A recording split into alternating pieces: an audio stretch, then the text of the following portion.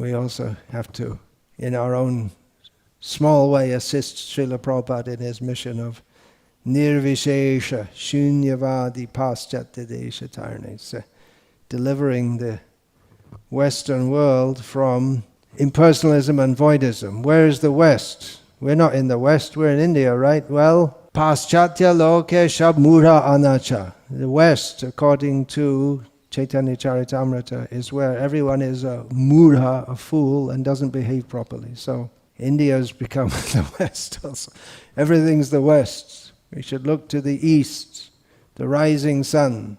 Vande Shri Krishna, Chaitanya Nityanando, Sahodito, Godo Deye Pushpavanto, Chitro, Shando, Tamonito. They have arisen on the horizon of Gaura. This is the beginning of the world, begins on the horizon of Gaura. They have arisen to wonderfully bestow benediction upon all. And they're not Buddhists. They came to teach us about Radha and Krishna. Krishna is the object of love for everyone, except one person. Who is that one person?